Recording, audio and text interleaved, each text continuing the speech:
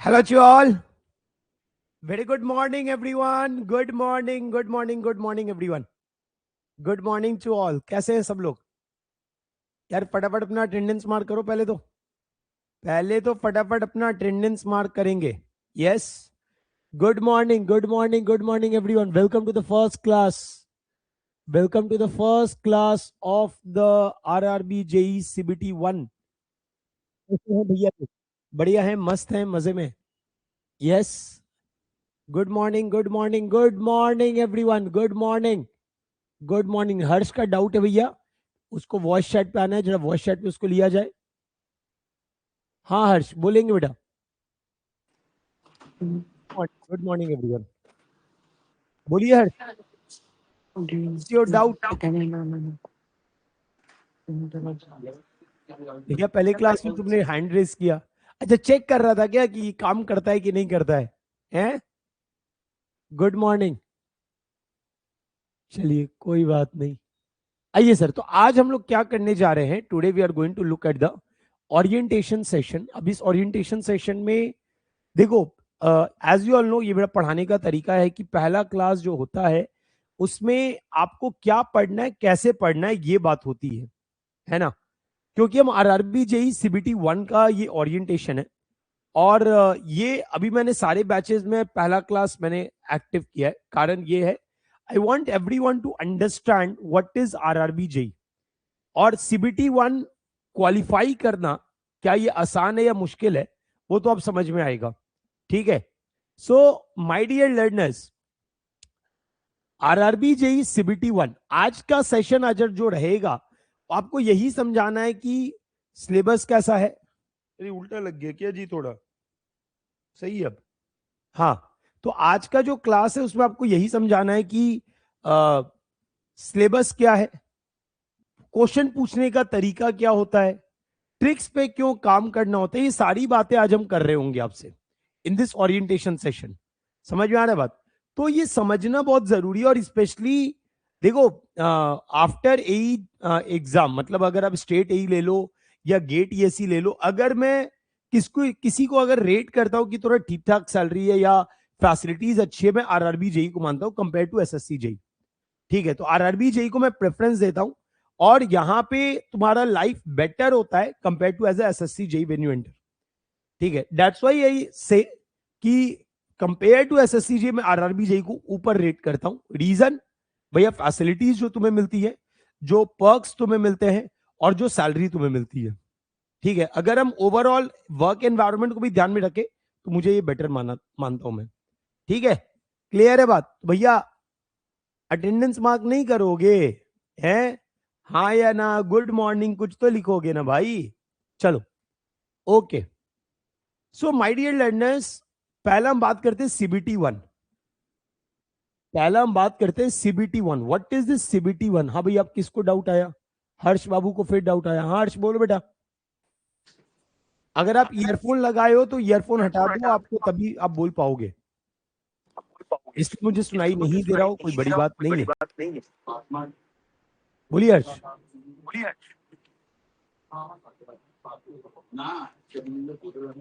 यार क्या आप चोदी करवा रहे हैं सर ये. चलिए, लेट्स मूव अहेड.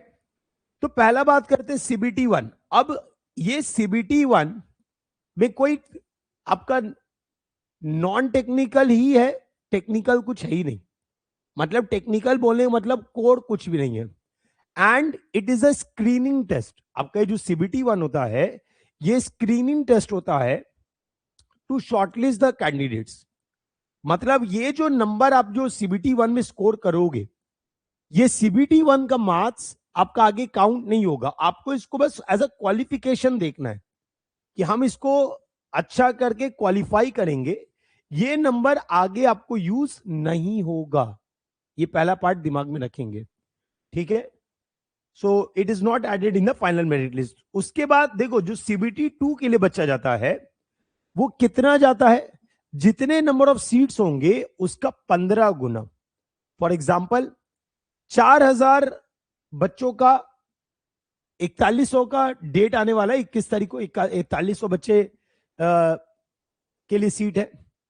अब इसका 15 गुना कर दो, अब इसका 15 गुना कर दो, तो लगभग कितना हो गया भाई? लगभग 62,000 बच्चे, लगभग 62,000 बच्चे सीबीटी 2 के लिए क्वालिफाई करेंगे। Are you getting my point? Are you getting my point? तो लगभग 62,000 बच्चे सीबीटी 1 से सीबीटी 2 के लिए क्वालिफाई करेंगे। अब अगर हम यहां बात कर ले तो लगभग हम मान के चलते हैं कि 6 लाख बच्चे अपीयर करेंगे, 6 लाख बच्चे अपीयर करेंगे, और रफली जो आगे बढ़ेंगे वो 60,000 बढ़ेंगे, रफली रफली। मतलब only 10% will qualify for CBT 1. Are you getting my point? 10% will qualify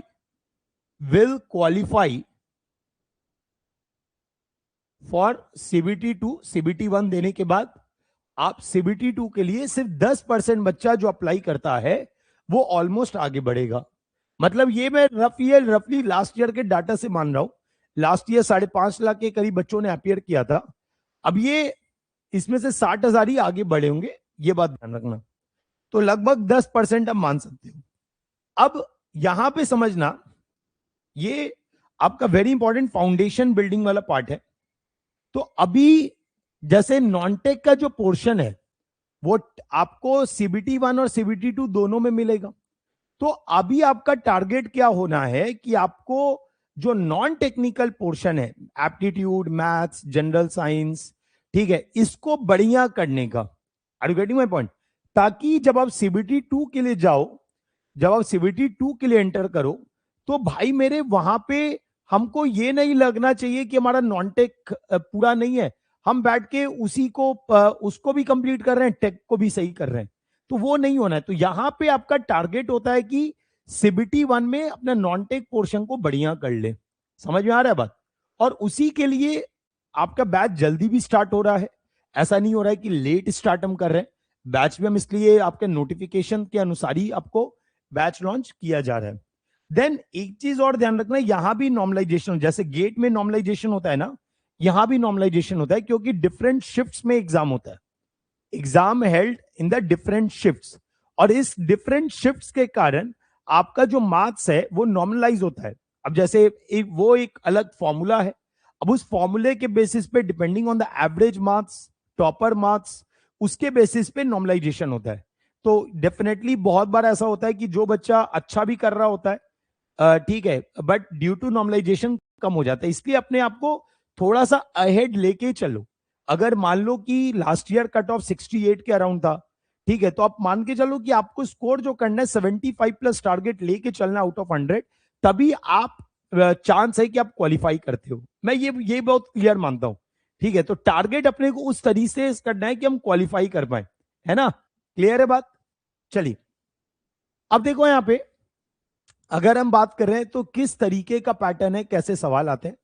तो सीबीटी 1 में 1.5 घंटे का पेपर होगा। 1.5 घंटे के पेपर में आपको 100 क्वेश्चन बनाने होंगे। ठीक है, अब पेपर का लेवल अगर हम बात करें, क्वेश्चन की क्वालिटी बात करें, तो ऐसा होता है कि टिक करने वाले क्वेश्चंस होते हैं। ठीक है, they are mostly tick type questions, जहां पे अलग अलग जॉनर है। बात करेंगे एक एक करके सबके बारे में। पहला बात करें इंजीनियर मैथमेटिक्स, जो आप लेता है नंबर सिस्टम एंड एवरीथिंग। तो अभी उसके बाद डिटेल बात करें तो वहां पे 30 question 30 marks. General intelligence reasoning 25 question 25 marks. Out of 100 आपका एप्टीट्यूड एंड रीजनिंग ये आपका 55 मार्क्स का कवर हो गया। ठीक है, 55% यही होल्ड करेगा। और इसको बेहतरीन बनाना है। बेहतरीन मतलब नेक्स्ट लेवल, मतलब ऐसा कि 55 में 55 स्कोर करना है, टारगेट है।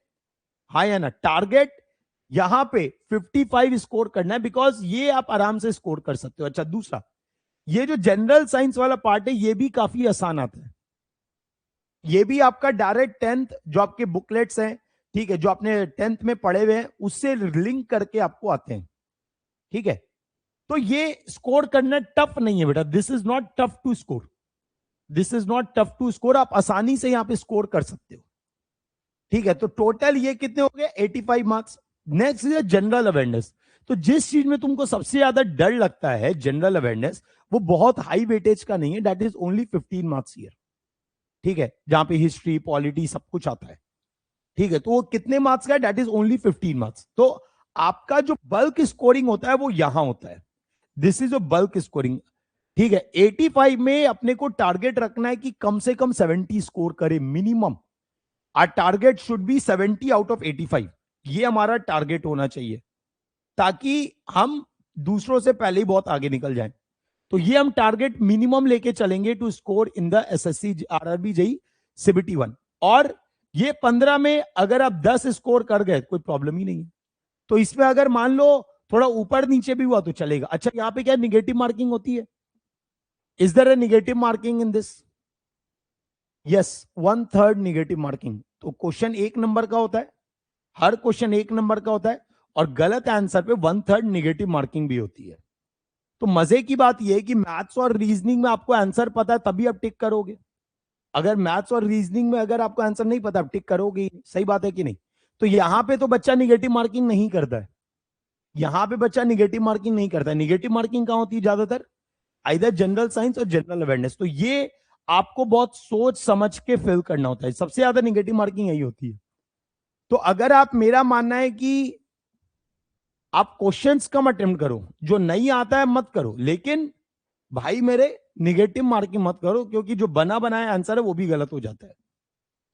तो ये जैसे जैसे आप टेस्ट सीरीज लिखोगे वो क्लैरिटी आ जाएगा, जैसे जैसे आप टेस्ट लिखोगे वो क्लैरिटी होगा। यहाँ पे फॉर आरआरबी जेई मैं टेस्ट सीरीज इंक्लूड किया हुआ हूं। आप इस प्राइस में जो बच्चा आरआरबी जेई के लिए आ रहा है, that is only 900 till now. ठीक है, अभी तक 900 ही है। तो जो भी बच्चा अगर एंटर करता है अभी, इस बैच में टेस्ट सीरीज इंक्लूडेड है फॉर सीबीटी 1। अब तुम सोचो 900 में पूरा कंटेंट ले रहे हो, साथ में टेस्ट सीरीज भी ले रहे हो, है ना? तो और क्या चाहिए, सही बात है कि नहीं? तो ये चीज है। तो आप अगर ज्वाइन करते हो, जो ज्वाइन नहीं किया हुआ है भाई, ये आपके दोस्त अगर ज्वाइन करना चाहते हो, can tell them they can start the preparation. Daily ज्यादा टाइम नहीं देना भाई। If you daily on a daily basis, starting में आप 1.5 घंटा भी दे रहे हो, 1 से 1.5 घंटा, that is more than enough. ठीक है, प्रैक्टिस के लिए आपको सफिशिएंट नंबर ऑफ क्वेश्चंस मिल जाएंगे। अब देखिए यहाँ पे, तो अब इसको अलग अलग पार्ट में बांटते हैं। जैसे पहला है मैथमेटिक्स, सबसे पहला बात हम कर रहे हैं मैथमेटिक्स का सिलेबस। तो इसमें क्या क्या है मैथमेटिक्स में बात करें? पहला है आपका अरिथमेटिक कोर। अब arithmetic core basics, basics like number system, BODMAS, decimals, fraction, LCM, HCF, ratio and proportion. अब ये कुछ नहीं है, बहुत आसान से टॉपिक्स हैं, ये आसानी से कवर हो जाते हैं।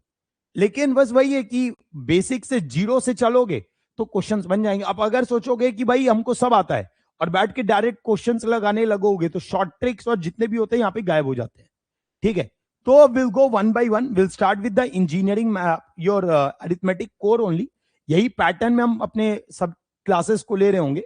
Starting with the number system, then BODMAS, then decimal, fraction, LCM and HCF. इसी पैटर्न में अपने कंटेंट अपना चल रहा होगा।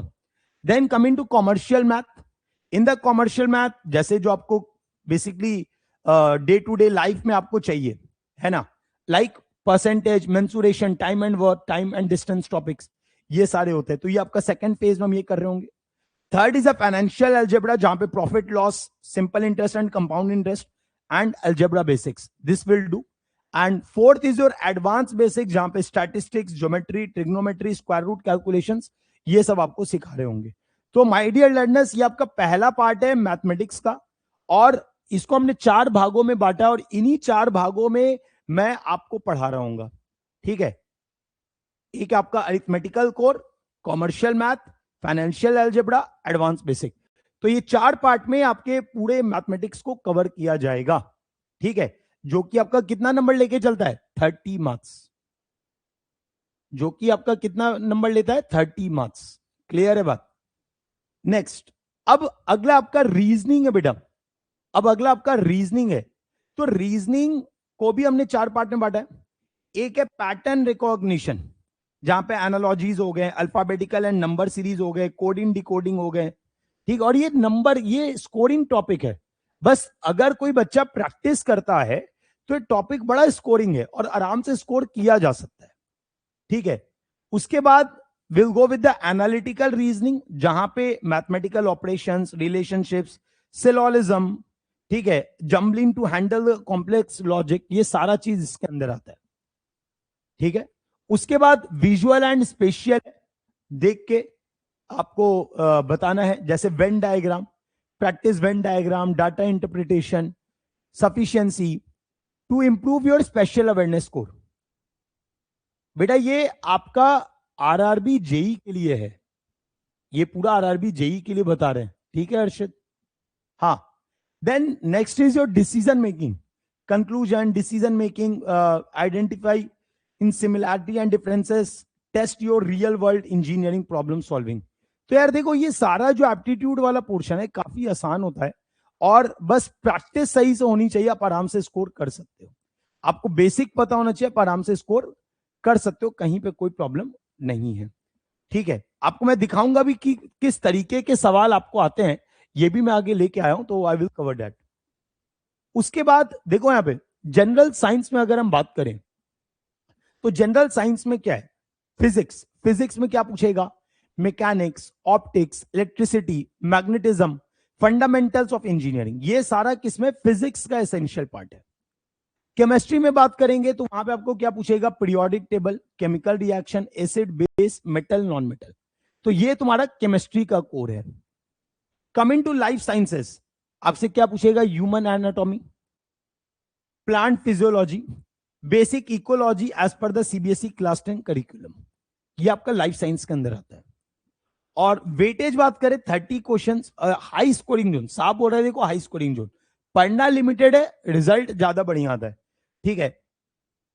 तो रिकॉल देयर बेसिक, आपका बेसिक अगर आपका अच्छा है, आराम से यहाँ पे आप स्कोर कर सकते हो।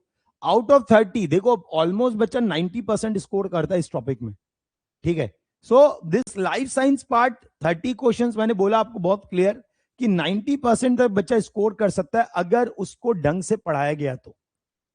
Are you getting my point? So my dear learners, this is a scoring topic और आराम से आप इसको कर सकते हो। चलिए अब देखिए यहां पे अगला पार्ट बात करते हैं जनरल अवेयरनेस, ठीक है? तो जनरल अवेयरनेस में अभी आप देखे होंगे कि मैं सीआईएल में भी जनरल अवेयरनेस करवा रहा हूं, ठीक है? और वहां पे क्या पूछता है? National international news including award, summits, government schemes, यही तो पूछेगा हर जगह, है ना? तो that is your current event, यहां पे फोकस ज्यादा होता है। देन स्पोर्ट्स एंड कल्चर, जैसे इंडियन स्पोर्ट्स अचीवमेंट, अभी जैसे रोहित शर्मा को अवार्ड मिला, है ना? राइट, तो उस तरीके के सवाल आपसे पूछे गए, ठीक है? इंडिया, अब ये नहीं कि सिर्फ क्रिकेट का सवाल पूछ रहा है आपसे, दे विल आस्क एवरीथिंग, है ना? जितने भी करंट स्पोर्ट्स इवेंट चल रहे हैं, माइलस्टोन्स है, वो सारे आपसे पूछे जाएंगे। Economic landscape, Indian geography, economy, polity, help answering 15 questions in this section. आप देख रहे हो यहाँ पे आउट ऑफ द क्वेश्चंस जो यहाँ पे आ रहे हैं, तो ये वाला पार्ट आपका मेजर पोर्शन कवर कर लेता है, ठीक है? मेजर पोर्शन कवर कर लेता है यही 3 टॉपिक, ज्योग्राफी, इकोनॉमी, पॉलिटी, क्योंकि यहां हिस्ट्री नहीं है, there is no history in the RRB JE में हिस्ट्री नहीं होता है, ज्योग्राफी, इकोनॉमी, पॉलिटी, यहां से सवाल होते हैं। साइंटिफिक डेवलपमेंट, जैसे भैया रिसेंट इसरो मिशंस क्या थे, डीआरडीओ अचीवमेंट्स क्या, एडवांसमेंट्स क्या थे, जनरल साइंटिफिक रिसर्च, तो इस तरीके के सवाल यहां पे पूछे जाते हैं, ठीक है? यहां पे कोई टेक्निकल ओरिएंटेड नहीं है, यहां पे पूरा नॉन टेक्निकल है अंबुज। यहां पे जो पार्ट है this is completely non technical. आप जब सीबीटी 2 के तरफ बढ़ोगे तो वहां पे आपको टेक्निकल ओरिएंटेड स्टार्ट हो जाएंगे, ठीक है? बात समझा क्या? जब आप सीबीटी 2 की तरफ बढ़ोगे तो वहां पे टेक्निकल के पार्ट ज्यादा बढ़ेंगे, यहां पे जो भी ये सारा नॉन टेक्निकल है, this is not a part of technical. Technical में फिर आपका जो बेसिक आपका रेलवे उलवे वाला पार्ट है वो सारा पूछेंगे। यहाँ पे अब वो जो पार्ट बोल रहे हो, कोई इवेंट करके या कोई करंट इवेंट करके या कोई डाटा करके पूछ सकता है वो, ठीक है? लेकिन दिस इज द बेसिक। तो अब आपको करना क्या है, देखो समझो बात को ध्यान से, जो हम तरीका अपनाएंगे अपने क्वेश्चंस में, क्योंकि यही तरीका आपको काम करेगा, और आपको क्योंकि 90 मिनट्स में 120 क्वेश्चन अटेम्प्ट करना है। अब सिंपल सा बात है, पर क्वेश्चन 1 मिनट से भी तुमको कम मिल रहा है, ठीक है? अगर एग्जैक्ट बात करें तो it is a 54 second rule, you have less than 1 minute to answer a question, और इससे ज्यादा तुम टाइम नहीं दे सकते हो। अगर उससे ज्यादा दे रहे हो यू हैव टू लीव। कहना मतलब है सिलेक्शन और रिजेक्शन। क्या मतलब है भाई? You have to understand by looking at the question whether to attempt it और not. Because there is a negative marking of 1/3। आप अगर गलत करोगे, अगर मानो आपने सही गलत किया तो आपको एक क्वेश्चन से 1 नंबर आ रहा था, आपने जबरदस्ती का अटेम्प्ट मार दिया और निगेटिव हो गया, तो 1/3 निगेटिव हो जाएगा। तो जिस नंबर से तुमको 1 नंबर मिल रहा था जिस क्वेश्चन से, अब वहां से तुमको 0.66 मार्क्स मिल रहा है। ठीक है, और तुमको पता है कि 0.33 0.12 से सीधे रैंक, सीधे सिलेक्शन रुक जाएगा। तो नहीं आते, नहीं पता है, छोड़ दो, अभी रुक जाओ, लास्ट में देखेंगे। ठीक है, एम फॉर 90% एक्यूरेसी। देखो अभी यहाँ पे 90% एक्यूरेसी बोल रहा है।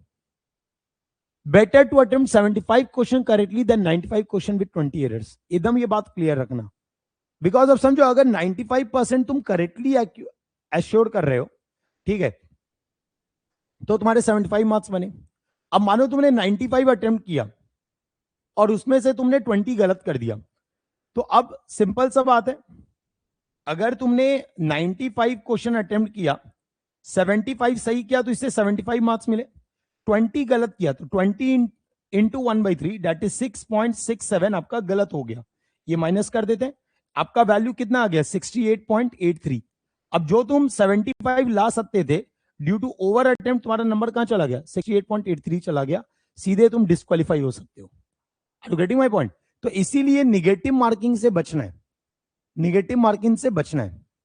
ठीक है, अच्छा, अब जो जीएस आपका GA and science, general awareness and science का पोर्शन है, वहां पे एलिमिनेशन का तरीका चलता है।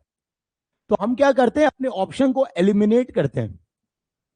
ठीक है, जब आपको आंसर नहीं पता है, ठीक है, तो आप वहां पे एलिमिनेशन का गेम खेलते हो, यू एलिमिनेट द क्वेश्चंस, जो ऑप्शंस होते हैं। और एलिमिनेशन से क्या होता है, मानो 4 ऑप्शन है, 4 ऑप्शन में 2 ऑप्शन आपके क्या हो गए, एलिमिनेट हो गए। अब 2 ऑप्शन जब एलिमिनेट हो गए तो बचा 2, अब उसमें आप रिस्क ले सकते हो। ठीक है, लेकिन अगर आप एलिमिनेट नहीं कर पा रहे हो तो उसको छोड़िए और आगे बढ़िए। तो जनरली आपका जी एंड लाइफ साइंस में ऑप्शन एलिमिनेशन से गेम चलता है और उसी से आपको आगे बढ़ना होता है। क्लियर है सर? यहां तक बोलोगे यार? क्लियर है? ये पीडीएफ में दे दूंगा, आप देख लेना। ये पीडीएफ में आपको अपलोड कर दूंगा, नोट कर लेना। अभी लिखने के लिए नहीं बोल रहे, अभी बस समझने के लिए बोल रहे हैं। देखिए यहाँ पे अब प्रैक्टिकल एग्जांपल तो देख लेते हैं कैसे सवाल आते हैं। अब जैसे एक सवाल है, मान लो if A does a work in 10 days and B does in 15 days. ठीक है, तो हम जनरली क्या करते हैं, 1 day work 1/10 plus 1/10 of 1 day work of A is 1/10, 1 day work of B is 1/15। तो 1 डे वर्क ऑफ बोथ निकालते हैं, तो क्या करते हैं, 1/10 प्लस 1/15 करते हैं, है ना। सो वहां से हम देखते हैं कि टोटल यूनिट कितना हुआ, फिर कैलकुलेट करते हैं। तो वहां पे देखो ये फॉर्मूलाज ऑलरेडी बने हुए हैं। अब ये फॉर्मूला क्या करेंगे, आपको क्वेश्चन जल्दी बनाएंगे। बात समझ आ रहा है? अब ये फॉर्मूलाज जब यूज होंगे, अब फॉर्मूला को यूज करना आना चाहिए आपको विदाउट एनी डाउट। फॉर्मूला को यूज करना आना चाहिए, अगर फॉर्मूला को यूज करने नहीं आता सब बेकार है। तो you should know how to use the formula. ठीक है, तो फॉर्मूला तो ठीक है यूज करना, फॉर्मूला आपको पता चलेगा, लेकिन उसको यूज करना भी आपको पता होना चाहिए। ठीक है, तो जिससे आपका क्वेश्चन जल्दी बनेगा, क्योंकि टाइम कम है, आपको पर क्वेश्चन 1 मिनट से भी कम चाहिए मिलेगा, तो टाइम कम है, तो you should know how to use the formula, और फॉर्मूला आपको पता होना चाहिए। देन रीजनिंग में, अब जैसे एजॉटी है, अब एजॉटी का क्या बोल रहा है भाई,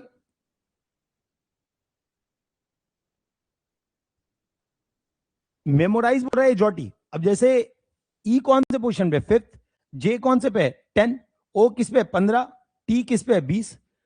अब ये टेबल याद करने के, alphabetical position in second without counting on fingers. अब हम लोग क्या करते हैं, जैसे A B C D E F G ऐसे करके काउंट करते हैं। अब आपको पता है एजॉटी क्या है भाई, 15, 5 10 15 20 25, है ना, टोटल 26 अल्फाबेट्स। ठीक है, तो हम लोग क्या किए, हमको पता है भाई एजॉटी वर्ड, हमको पता है, आई नो द एजॉटी वर्ड।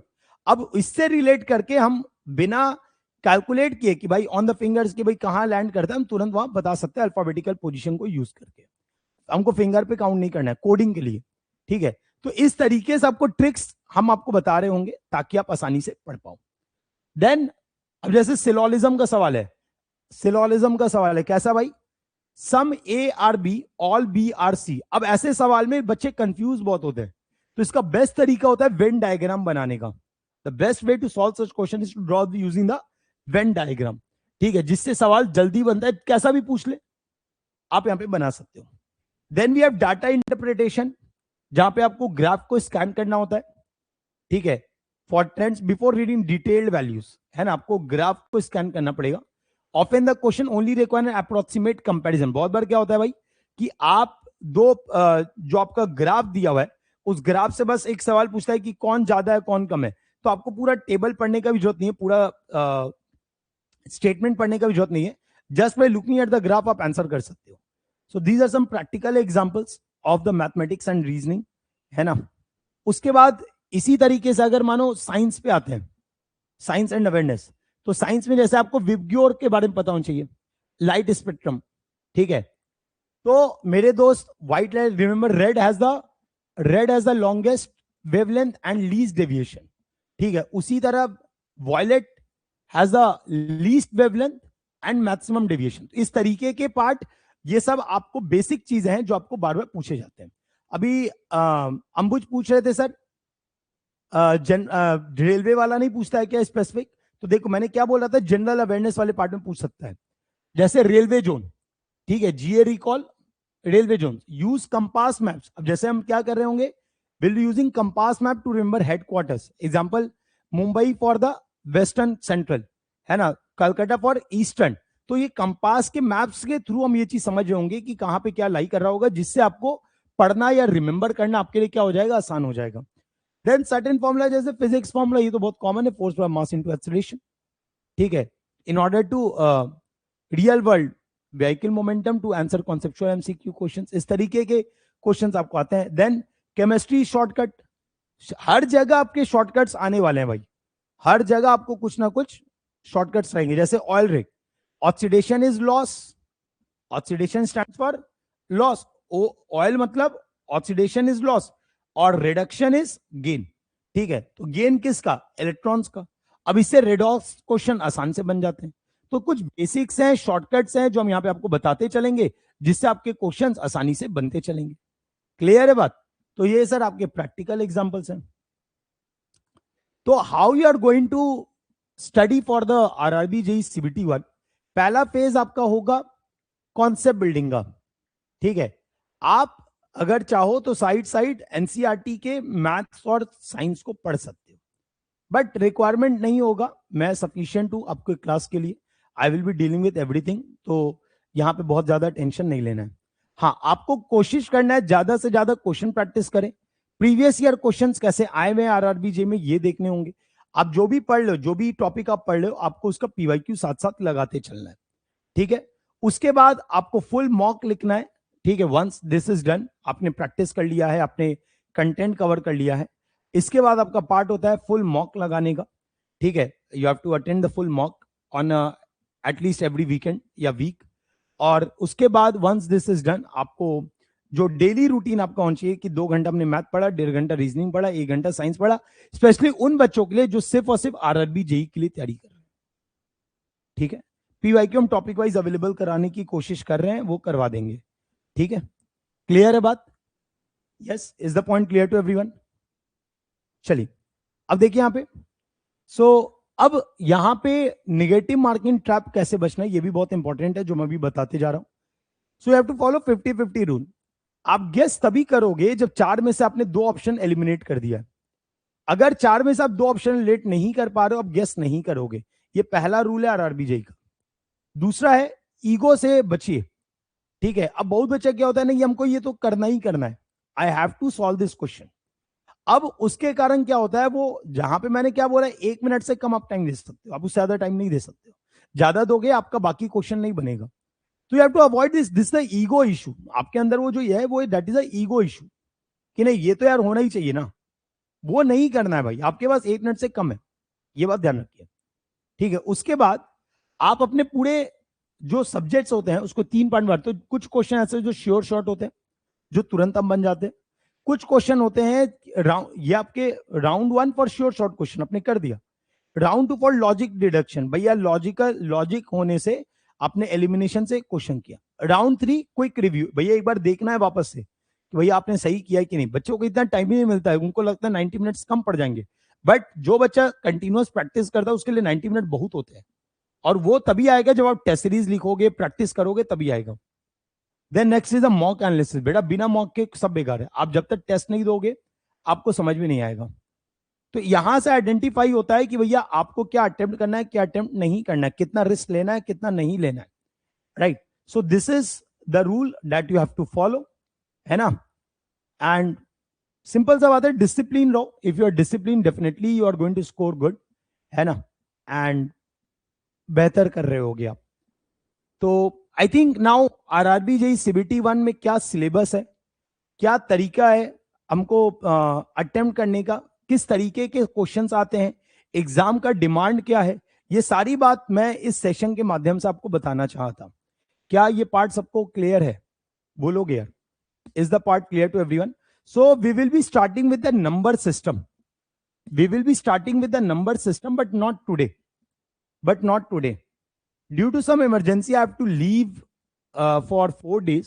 ठीक है, दैट इज आज मैं लीव कर रहा हूं in the evening. So 15, 16, 17, 18, 19 and 20 में रिटर्न होगा, बट 20 उस दिन क्लास पॉसिबल नहीं है। सो ये 6 दिन मैं अवेलेबल नहीं हूं आपके लिए। आज तो इसलिए आप सेशन ले लिया, आज मैं निकल रहा हूं। सो आप 5 days ही ले सकते हो। सो 5 days I am not available. तो दिन भी जो निकल के आ रहा है, जब मैं तैयारी आपका स्टार्ट करा रहा हूँ, दैट इज फ्रॉम 21 जुलाई। दिन भी ऐसा है कि इसी दिन नोटिफिकेशन आ रहा है, यस और no. I am starting from 21 July, और दिन भी ऐसा निकल के आया है कि इस दिन आपका ऑफिशियल नोटिफिकेशन भी आ रहा है। तो बहुत अच्छा दिन निकल के आया है, ठीक है। और समय जो रहेगा वो सुबह का टाइम रहेगा।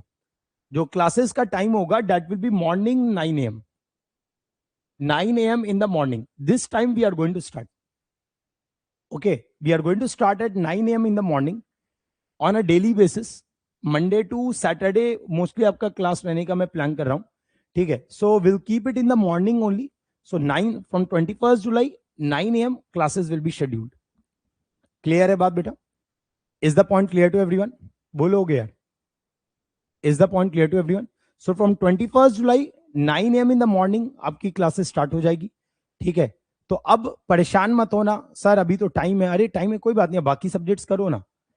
आप तो अभी टेक्निकल भी कर रहे हो, आप आराम से उसको करो। We will be starting our classes from 21 July 9 AM, ठीक है। आप आराम से पढ़ाई करो, पढ़ते रहो, मस्ती करते रहो, सब अच्छा होगा। आप एफर्ट लगाओ, ठीक है। क्लियर है बात? So morning 9 AM from 21 July your classes are going to start. इसके अलावा अगर किसी को कोई डाउट है आप पूछ सकते हो। Anyone having any doubt feel free to ask. Anyone having any doubt feel free to ask.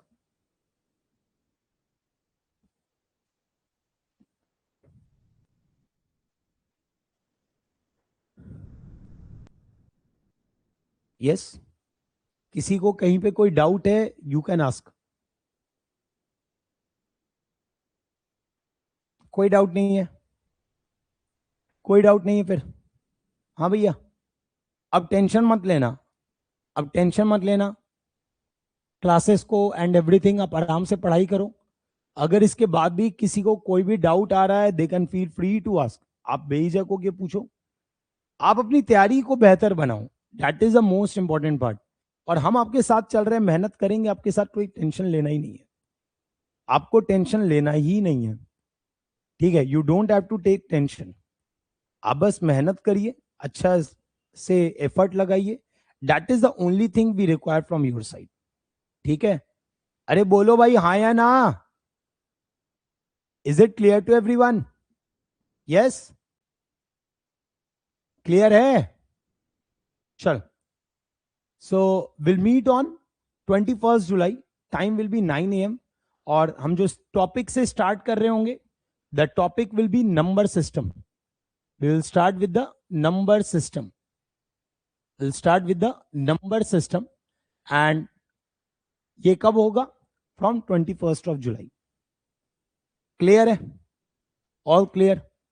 सब फ्लूइड मैकेनिक्स अभी स्टार्ट नहीं हुआ है, लक्ष्य हो जाएगा रोहित।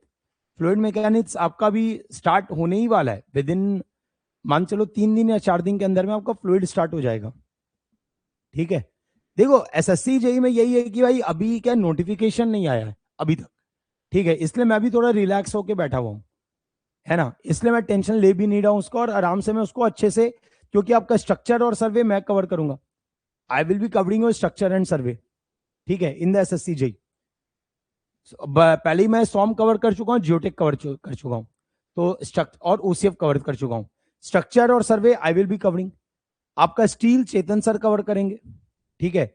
और जो ये बचा हुआ है आपका फ्लूइड मैकेनिक्स, वो वरुण सर लेंगे। तो यही तो आपका बचा हुआ है, यही तो आपका बचा हुआ है, बाकी सब तो हो गया।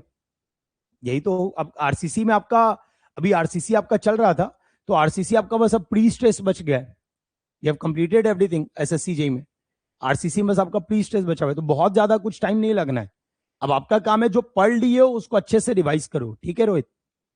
आपको टेस्ट सीरीज भी अवेलेबल कराते जा रहा हूं, ठीक है। तो आप जो पढ़ लिए हो उसको आप रिवाइज करो, that is most important part. Clear है? बाकी तो हम खड़े हैं ना, टेंशन क्यों ले रहे हैं?